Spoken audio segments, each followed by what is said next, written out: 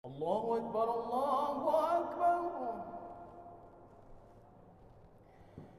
الله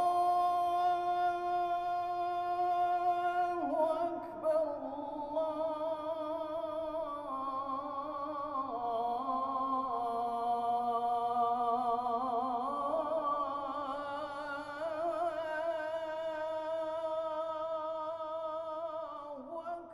Assalamualaikum warahmatullahi wabarakatuh.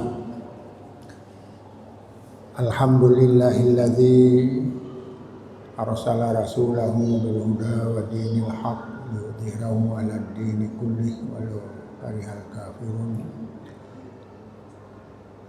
Wassalatu wassalamu ala sayyidina Muhammadin wa ala alihi wa ashabihi ajma'in. Amma ba'du fa ya ibadallah ittaqullaha haqqa tuqatih wa la tamutunna illa wa antum muslimun. Pak Tarmiji Jakpar. Jamaah yang dimuliakan Allah, pada malam hari ini kami mendapat giliran untuk menyampaikan pengajian yang telah ditetapkan oleh pengurus. Ya, memang kita juga turut berduka cita karena pada 2 hari yang lalu juga telah meninggal guru kita, Dr. Tarmidhi Karim, Dr. Tarmidhi Jakpar. Siapa namanya itu? Dr. Tarmidhi Jakpar. Beliau di kampung di Sigli, daerah kampung sudah ya, tidak ingat lagi.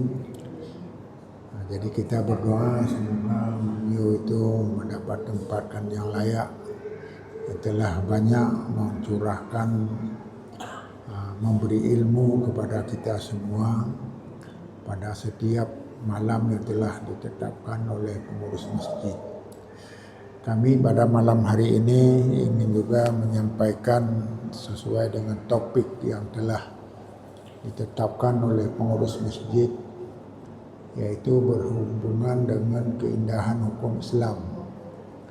Ini adalah hubungannya dengan ilmu-ilmu perbandingan hukum, penemuan hukum dan sebagainya. Maka yang menjadi pertanyaan sekarang pada kita, yaitu kalau memang hukum Islam itu indah, sangat indah, tapi kenapa ada perbedaan-perbedaan pendapat? Bahkan perbedaan pendapat itu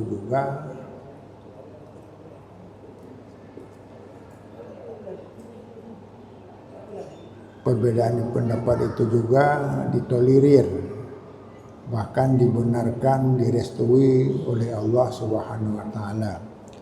Yaitu perbedaan pendapat ulama diberi peluang oleh Allah untuk terjadi perbedaan. Artinya apa? Dalam hukum-hukum asal, yaitu Quran terutama, maka di sana telah ada peluang. Tidak semua hukum dalam Al-Quran itu tegas, jelas, dan hanya pilihan satu. Bukan demikian, tapi bisa terjadi banyak pilihan yang kita sudah menguraikan pada beberapa Rabu yang lalu. Maka dalam kesempatan ini juga kita ingin memahami perbedaan-perbedaan pendapat ulama itu, apa hikmahnya. Ya, jadi kalau dasar hukum sudah jelas karena tidak ditemukan secara konkret berdasarkan Al-Quran, maka para ulama berijtihad. Ijtihad itu ada 3 macam. Ada ijtihad mujtahid mutlak, yaitu yang memang ahli dalam semua bidang, juga mujtahid muntasib pada bidang tertentu tapi mengikuti langkah-langkah masa lalu, yaitu imam lalu. Dan yang ketiga mujtahid mazhab. Mujtahid mazhab yaitu mujtahid dalam kalau di Aceh itu adalah pendapat-pendapat berdasarkan pola pikiran dasar dari Imam Asy-Syafi'i.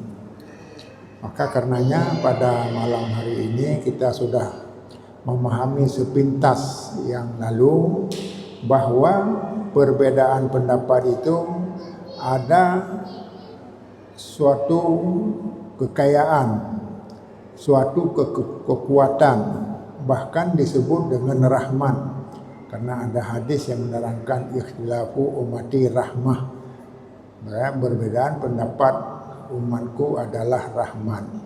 Maka yang penting kita pelajari di sini, tidak semua perbedaan pendapat itu melahirkan rahmat. Kenapa? Karena kadang-kadang perbedaan pendapat yang ditemukan, yang dijelaskan oleh bukan orang yang berhak, bukan mujtahid. Maka dengan demikian pengertiannya adalah yang menjadi rahmat sesuatu yang dibahas oleh imam mujtahid. Kita sudah terkenal dengan 4 mazhab. Mazhab Hanafi, mazhab Maliki, mazhab Syafi'i dan mazhab Hambali. Maka semua pendapat-pendapat mereka itu adalah rahmat. Kenapa? Karena telah diusahakan, digali sedemikian rupa berdasarkan mempelajari nas-nas dengan keahlian masing-masing. Seperti Hambali. Dan yang lebih menarik lagi, mereka itu adalah saling berguru, kecuali Hanafi yang lebih lama, yang lebih awal. Sedangkan 3 mazhab lagi, Maliki, Syafi'i dan Hambali itu saling berguru. Maliki menjadi murid kepada Syafi'i, Syafi'i menjadi diikuti oleh muridnya Hambali. Bahkan kesemuanya para imam itu tidak saling bertentangan walaupun berbeda. Inilah yang menarik. Tidak bertentangan walaupun berbeda. Kenapa tidak bertentangan? Karena pola pikir, prinsip manhaj yang digunakan sama. Apa sama? Seperti yang pernah diterangkan, yaitu waruddu ilallahi war rasul. Semua pemikiran-pemikiran berdasarkan petunjuk Allah dan petunjuk Rasul. Maka dengan demikian mereka sependapat. Hanya saja berbeda-beda, bukan berbeda tidak setuju dengan yang lain, tetapi pemahaman berdasarkan hadis dan sebagainya memang dimungkinkan seperti itu. Inilah rahasia Ar-Rahman itu, karena perbedaan-perbedaan yang bisa diambil oleh umat apa yang lebih cocok dengan kondisinya, yang lebih cocok dengan kehendaknya. Meskipun mereka itu sudah sepakat. Apa sepakat? Tidak pernah memaksa supaya pendapatnya diikuti. Bahkan ada yang dinyatakan di dalam riwayat mereka itu, saya berpendapat apabila pendapat saya bertentangan dengan Quran dan hadis, maka buanglah pendapat saya. Semua mereka itu berpendapat demikian.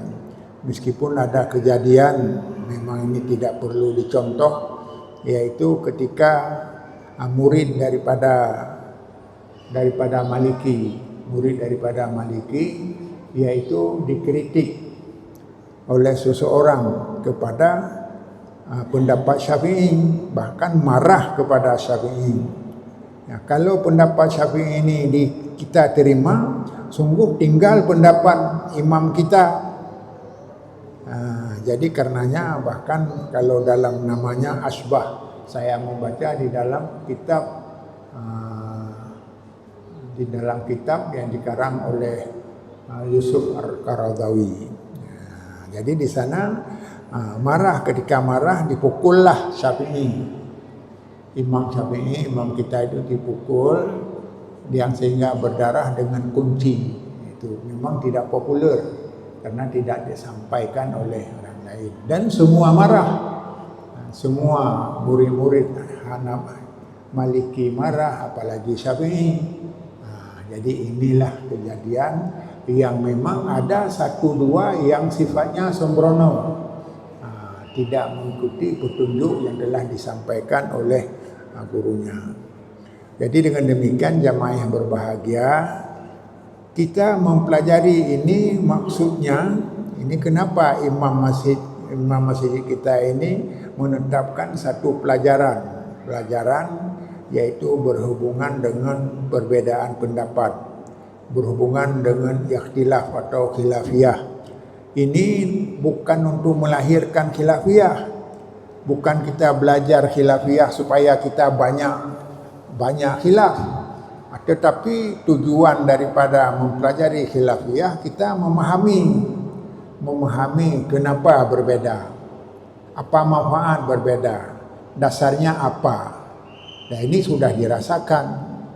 Bahkan nanti di dalam skripsi kami juga telah menulis kehebatan daripada pendapat-pendapat yang telah diungkapkan oleh Imam Mujtahid. Jadi pada hari ini perlu kita terangkan sesuai yang berkembang di tengah masyarakat. Karena saya juga adalah alumni daripada Dayah, tentu memahami bagaimana pikiran-pikiran orang Dayah dan sebagainya, dan bagaimana pikiran orang dari perguruan tinggi seperti IAIN dan lain-lain. Intinya perbedaan-perbedaan pendapat itu sudah diketahui dan sudah dihafal. Kalau kami dulunya dihafal, hanya saja meletakkan yang salah. Apa dihafal? Bahwa tidak boleh berbeda pendapat, karena perbedaan pendapat itu adalah bahaya. Bahkan disebutkan dengan hadisnya langsung, iftarakati ummati ala ihda wasabi, iftarakan ala ihda arba'in wasidna firqatan, inna bani Israila iftarakan ala ihda wasabina firqatan, wa inna ummati sataftariku ala isnaini wasabina firqatan kulluha finnar illa wahidah wahia al jamaah. Dan ada lagi lain hadis tadi. Jadi intinya bahwa Bani Israel itu berpecah kepada 71 firqah, 70 kelompok. Maka kata Nabi, umatku berpecah kepada 72 kelompok, 72 firqah, dan semuanya dalam neraka kecuali satu, yaitu jamaah. Ada hadis lagi yang menerangkan bukan 72, 73. Tetapi karena yang 72 ini lebih kuat, yaitu hadis Anas, maka kita tulis saja yang satu. Sebab intinya ke 70 lebih itu adalah perbedaan-perbedaan bukan di antara umat Islam. Meskipun ada terjadi akibat kesalahan pemikiran, kesalahan cara berfikir dan sebagainya, tetapi adalah 73 yang disebut dalam satu hadis dan 72 di dalam hadis yang lebih sahih adalah perbedaan-perbedaan yang umumnya berhubungan dengan akidah.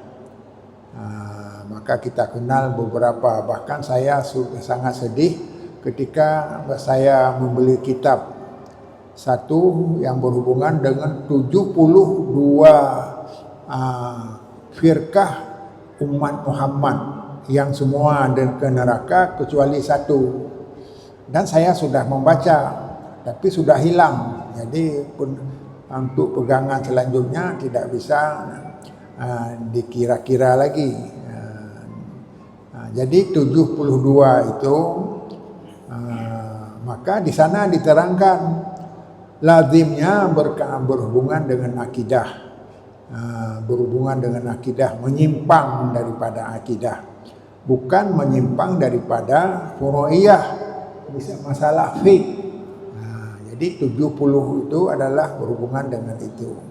Meskipun kadang-kadang kita juga menerjemahkan 73 itu atau 72 itu adalah yang tidak termasuk kita, yang satu saja yang kita pegang, yaitu ja'al jamaah.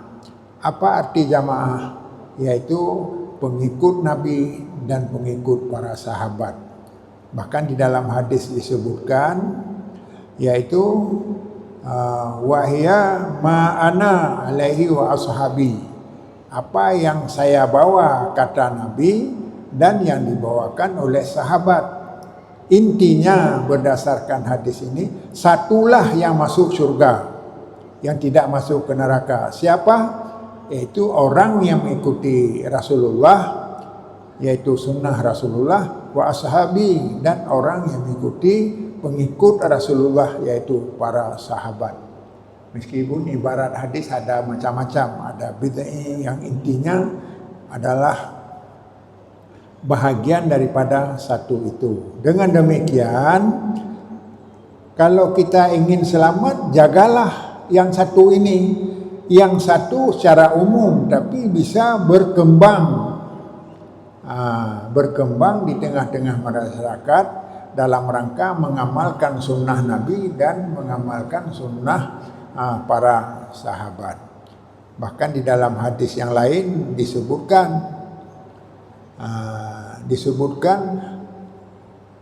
alaikum bisunnati wa sunnati khulafair rasyidin al-mahdiyyin udhu bin nawajid. Atas kamu berdasarkan sunnahku dan sunnah khulafaur rasyidin al-mahdiin yang mendapat petunjuk. Wa udhu bin nawajid, gigitlah dengan gerhammu, gigitkanlah dengan gerhammu. Artinya kita harus benar-benar kokoh dengan pendapat ini menurut petunjuk Rasulullah sallallahu alaihi wasallam. Jadi kita itulah yang disebut dengan ahli sunnah wal jamaah. Ahli sunnah yaitu pengikut Nabi, wal jamaah pengikut para sahabat yang mahdiin, yang mendapat petunjuk. Jadi dengan demikian jamaah yang berbahagia, kita harus mampu memahami perbedaan-perbedaan yang ada tidak seperti kehendak kita. Kehendak kita ini kadang-kadang menurut ilmu. Kalau saya di pesantren dulu, kalau tidak sesuai dengan yang saya belajar, saya anggap itu menyimpang. Itu dulunya seperti itu. Tapi kalau kita sudah membaca banyak kitab, ternyata ada beberapa yang perlu kita koreksi. Satu di antaranya yang penting kita pahami jamaah yang berbahagia, perbedaan-perbedaan yang menyebabkan orang ke neraka bukan perbedaan mazhab. Ini yang penting. Bukan perbedaan mazhab. Mazhab Hanafi, mazhab Maliki, mazhab Syafi'i dan Hambali. Kesemuanya itulah ahli sunnah wal jamaah. Ini perlu yang kita ingat. Karena ini sudah diterangkan oleh Rasulullah sendiri. Bahkan keempat mazhab itu ada yang bertentangan, tapi ada bertentangan bukan penyimpangan. Ada berbeda tapi bukan penyimpangan. Kenapa bukan penyimpangan? Kalau penyimpangan tidak diberi pahala bagi yang salah. Justru menurut hadis Nabi, orang yang diberi pahala dua bagi orang yang pendapatnya benar, mujtahid yang benar. Tapi yang diberi satu pahala adalah orang yang salah. Apa salah? Keliru. Karena di dalam kitab yang saya baca, Al-Ijtihad fil Islam tesis disertasi Profesor Dr. Muhibbuddin Wali. Beliau saya justru banyak membaca tentang ijtihad itu adalah hasil karangan beliau. Waktu saya mempertahankan dalam pendidikan dulu. Jadi di sana disebutkan oleh Pak Profesor Pak Dr. Muhibbuddin Wali, anak daripada Mudawali, ya, Syekh Mudawali, yang di sana diterangkan bahwa perbedaan pendapat dalam hal ini adalah tidak bermasalah dan boleh kita ikuti. Hanya saja jangan kita mengikuti apa kehendak kita, harus mengikuti lingkungan. Kalau di tempat kita ini mazhab Syafi'i, ikutlah mazhab Syafi'i. Dan kalau ada di dalam masyarakat orang beramalkan yang tidak sesuai dengan Syafi'i tapi didukung oleh pendapat gurunya, misalnya Maliki, atau muridnya Hanafi, itu tidak ada masalah. Maka dengan demikian inilah faedah kita belajar. Jadi dengan demikian tidak ada perbedaan pertentangan. Maka inilah yang dikhawatirkan. Ini yang penting. Dikhawatirkan bahwa perbedaan akan melahirkan permusuhan. Dan inilah yang harus dihindari. Apalagi Aceh ini sudah ada tanda-tanda untuk maju. Kenapa tanda untuk maju? Karena telah mendapat payung hukum yang diberikan oleh negara, payung hukum yang diberikan oleh pemerintah untuk bisa berkembang terus menerus, bukan saja masalah agama tetapi juga masalah ekonomi dan sebagainya. Maka ada orang yang menyatakan, Pak Ustaz, drone beruntung tak apa beruntung, le tak murid-murid drone kajian ke pejabat. Kajian ke pejabat, yang wakil gubernur, yang wakil wali kota, yang jadi bupati di daerah-daerah. Sebenarnya kita tidak pernah mengarahkan mereka untuk berjabat, apalagi mengurus supaya menjadi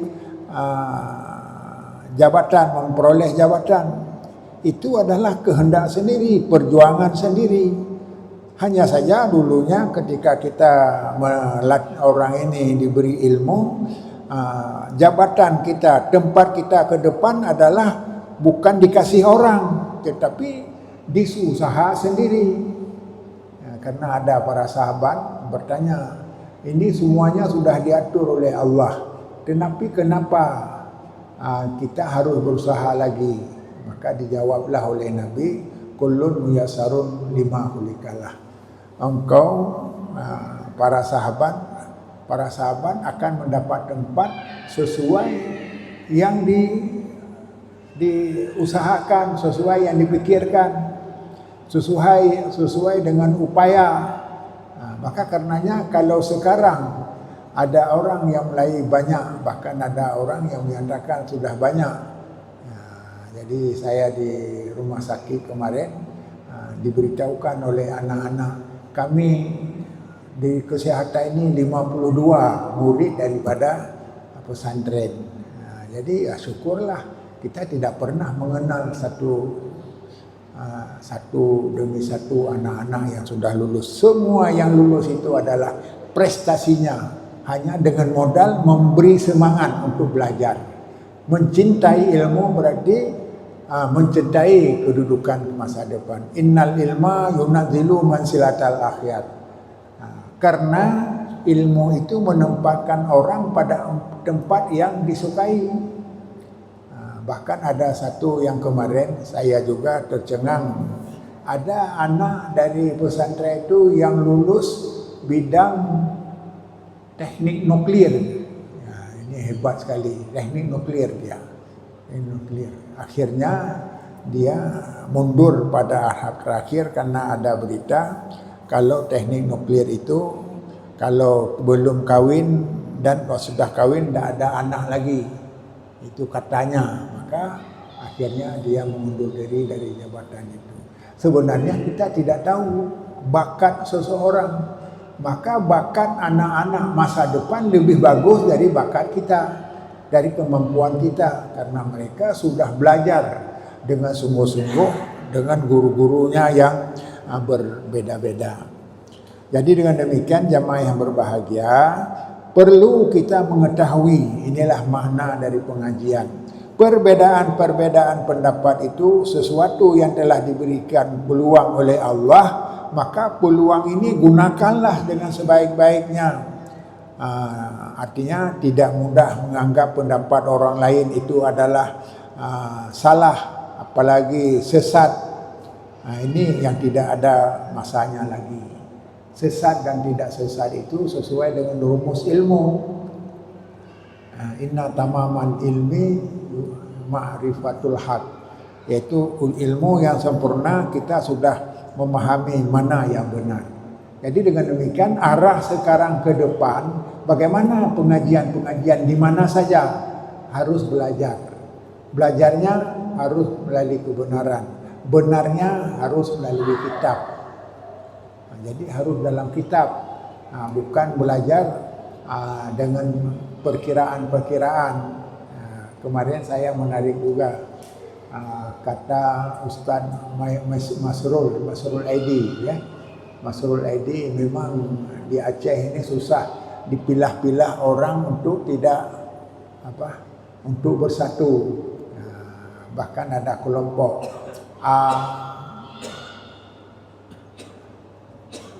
ABS anak Aceh, ABS Aceh, bidang Beladih Selawah, urung Beladih Selawah itu Sabah. Yang kedua ABG, beliau menyatakan Aceh Belah Grutai, ya. Jadi sebenarnya Islam tidak ada seperti itu. Semuanya adalah berdasarkan ilmu, dan ilmu itu berdasarkan kitab. Kitab itu dipahami dari petunjuk Rasulullah Sallallahu Alaihi Wasallam. Maka dengan demikian, yang pertama-tama perbedaan-perbedaan itu adalah bukan semuanya prinsip. Ada perbedaan yang diberikan kewenangan. Lebih-lebih masalah dunia, anta alamu bi umuri dunyakum. Berbeda pendapat dalam urusan dunia itu bukan agama, kecuali yang diatur oleh agama. Jadi dengan demikian perbedaan-perbedaan pendapat itu yang tidak sangkut dengan agama, biarkanlah saja. Termasuk yang telah diterangkan kemarin adalah tentang adat. Adat berbeda-beda, biarlah berbeda selama adat itu tidak menyimpang dengan agama. Dan kita sudah menerangkan prinsip-prinsip mengamalkan dengan hukum adat. Maka dengan semakin banyak kita mempelajari semuanya dengan baik, maka akan ketemulah, akan mampu memilih dan memilah. Inilah letaknya. Maka seperti ini sekarang, nanti akan ada pada Rabu yang akan datang. Kenapa berbeda? Jadi ini digali secara rinci. Kenapa berbeda? Karena pada hakikatnya bukan dibeda-bedakan untuk berlainan pendapat. Al-Khalif tu'araf, ada kaidah yang populer itu, Khalif tu'araf, asal yang berbeda itu mudah dikenal. Itu bukan demikian, mudah dikenal, bukan soal mencari namanya dikenal orang, tetapi perbedaan-perbedaan itu adalah ada sesuatu yang bermanfaat. Maka dengan demikian jamaah yang berbahagia, yang perlu kita pelajari, 73 partai atau 72 kelompok dalam Islam yang semuanya masuk neraka kecuali satu, lebih banyak hubungannya dengan akidah. Apakah namanya itu Khawarij dan sebagainya. Ini banyak diuraikan dalam kitab. Saya tidak tahu lagi siapa yang telah pinjam, tapi setelah dipinjam tidak dikembalikan. Memang ini ilmu-ilmu yang khusus sehingga diterangkan. Maka saya sudah membaca, tidak ada hubungan dengan praktek yang berbeda sekarang. Nah, ini intinya. Apalagi perbedaan mazhab. Dan mazhab itu adalah sudah dianggap sebagai masa-masa keemasan hukum Islam. Kenapa Islam itu berkembang? Karena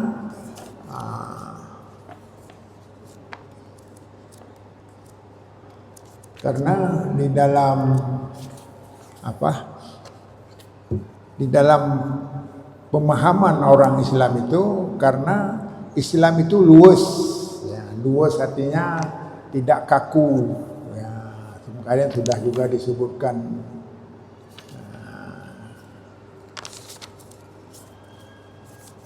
Ini ada pendapat-pendapat yang orang menyatakan bahwa perbedaan-perbedaan pendapat itu sudah diyakini oleh semua umat, terutama para ulama-ulama. Sudah tahu letaknya masalah masing-masing. Sehingga di sanalah keindahan Islam, keindahan tidak kaku, tidak jumun seperti yang telah diterangkan. Dan ini tidak saja diakui oleh para ulama kita, tetapi juga diakui oleh pembesar-pembesar agama lain seperti tokoh Masehi, Al-Faris Khuri namanya, menyatakan Muhammad adalah seorang nabi yang terbesar di dunia. Tidak pernah masa memperoleh nabi yang sebanding dengan Muhammad. Agama yang dibawa Muhammad adalah agama yang paling sempurna. Muhammad adalah meletakkan syariat 40 masalah ilmiah, baik dalam bidang sosial, bidang hukum, bidang ibadah. Seluruh sarjana hukum harus mengakui kehebatan Nabi Muhammad SAW yang telah melahirkan hukum yang berkembang sekarang ini dan masa yang lalu. Yang kedua adalah tokoh Kristen Libanon. Dengan hati yang tetap saya mengakui bahwa di dalam Islam, dalam fikih Islam, dalam hukum Islam terdapat semua kebutuhan, baik di dalamnya bidang akad, bidang peradilan, dan bidang lainnya. Ini dapat dibuktikan dengan mempelajari kitab-kitab yang tersimpan dalam pustaka besar di Eroppa. Di Eroppa itu ada semua kitab-kitab yang penting ada. Kitab itu adalah hasil karya ulama terkenal. Suatu hal yang amat menakjubkan. Tidak ada sesuatu pengertian, tidak ada sesuatu kebutuhan hukum yang dihayati penting oleh masyarakat yang dilupakan oleh Islam. Bagaimana pengakuan? Dan mereka menyatakan hasil karya itu seolah-olah kita membaca semua sudut. Semua sudut. Bahkan kalau di istilah kami dulu belajar, semut dalam tempatnya, di sarangnya itu aman dia dengan Islam. Kenapa? Tidak boleh kencing di lubang sarang semut. Kalau kencingnya kan itu dianggap kan banjir besar. Apalagi semut itu kecil-kecil. Jadi kita siram dia. Jadi akhirnya matilah. Tapi Islam tidak boleh. Bahkan beberapa hal apalagi yang terjadi sekarang yang menjadi masalah sekarang, masalah dunia. Dalam peperangan sendiri tidak boleh membunuh siapa saja. Orang tua, anak-anak, perempuan dan sebagainya tidak boleh. Meskipun yang dipraktekkan oleh Israel sekarang itulah sasarannya, anak-anak yang tidak memegang senjata. Bahkan puluhan ribu anak-anak yang meninggal tanpa dosa.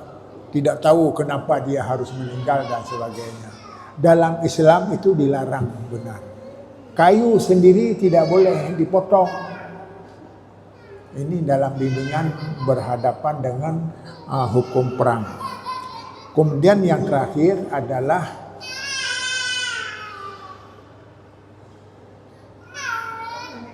hasil karya pemilik Profesor Hawking. Pindah Udah diam nak ya. Bapak ini sedang belajar. Kitab itu adalah hasil karya ilmuwan ternama terkenal. Jadi Dr. Hawking, guru besar filsafah pada Universitas Oxford, Amerika, menyatakan panjang lebar kedudukan mazhab-mazhab empat. Saya meyakini dan merasakan bahwa sangat benar. Saya benar-benar mengagumi jika saya mengatakan bahwa dalam syariat Islam itu diperoleh segala prinsip-prinsip yang diperlukan. Semuanya ada. Jadi karenanya yang tidak ada kenapa? Karena tidak mau belajar. Jadi dengan demikian seolah-olah ada satu kesan sekarang bahwa perlu kita menambah ilmu. Maka sekarang sebenarnya sudah banyak orang-orang yang belajar di luar negeri yang sehingga akan menjadi kekayaan kita di sini di Aceh. Mudah-mudahan ke depan akan lebih bagus lagi. Kemudian yang lebih penting dari uraian tentang 73 atau 72 itu adalah pengaruh perbedaan-perbedaan yang disebabkan kepentingan. Ada kepentingan agama. Kalau orang agama Yahudi, kalau bukan agamanya itu salah. Agama lain juga demikian. Maka karenanya timbullah banyak perbedaan. Maka wajarlah karena ketika masing-masing menganggap bahwa agamanya yang benar, maka melahirkan perpecahan-perpecahan. Maka inti daripada ajaran kita ini, udah habis waktu ya. Inti ajaran kita ini sebenarnya indah sekali. Waktu kita pelajari, maka dengan ada diskusi-diskusi, mungkin kita akan lebih lega, akan menemukan berbagai pandangan-pandangan daripada saudara-saudara kita. Bahkan yang lebih penting jamaah dalam kesempatan ini, Ala ukhbirukum, ini penyebab terbesar perbedaan dan perpecahan. Ala ukhbirukum bi afdali darajatikum min darajatis salah wa siyam wa sadaqah. Qalu bala ya Rasulullah islahu dzati bain. Wa inna fasada dzati bain al-halikah. Artinya, apakah saya memberitahukan bahwa manusia yang lebih besar derajatnya, lebih tinggi derajatnya, bukan karena dari yang lebih tinggi daripada derajat orang yang salat tekun, orang yang berpuasa, orang yang memberi sedekah. Siapa juga orang yang melebihi daripada derajat orang-orang ini adalah orang islahu dzati bain, orang yang berusaha memperbaiki perbedaan. Orang-orang yang kalau ada perbedaan bukan dikembangkan untuk selalu berbeda. Maka inilah yang dianggap kenapa fa inna fasadi dzati bain halikah. Karena ketika kita tidak mengurus masalah perbedaan ini, apalagi dikembang untuk berbeda dengan kepentingan-kepentingan tertentu, menyebabkan kehancuran. Jadi dengan demikian sudah terjadilah apa yang dirasakan sekarang ini oleh dunia Islam. Dunia Islam banyak luas, jamaahnya juga umatnya banyak, tapi terjadi perbedaan di mana-mana. Perbedaan di antaranya adalah karena mereka ada kepentingan masing-masing. Orang dari Arab, Saudi, orang dari negeri lain, di Syria, di Mesir dan sebagainya, di Turki. Ini ada nilai-nilai tertentu yang memang mereka itu mempertahankan meskipun melahirkan perbedaan dan perpecahan. Wabillahi taufiq wal hidayah. Assalamualaikum warahmatullahi wabarakatuh. ربنا أبصرنا وسمعنا فارجعنا ارجعنا نعمل صالحا إنا موقنون. وقال النبي صلى الله تعالى عليه وآله وصحبه وبارك وسلم وشرف وكرم ومجد وعظم: طوبى للمخلصين أولئك مصابيح الدجى تتجلى عنهم كل فتنة ظلماء. ويقول: المؤمنون هينون لينون كالجمل الآنف إن قيد انقاد وإن أنيخ على صخرة استناخ، أو كما قال النبي صلى الله تعالى عليه وآله وصحبه وسلم.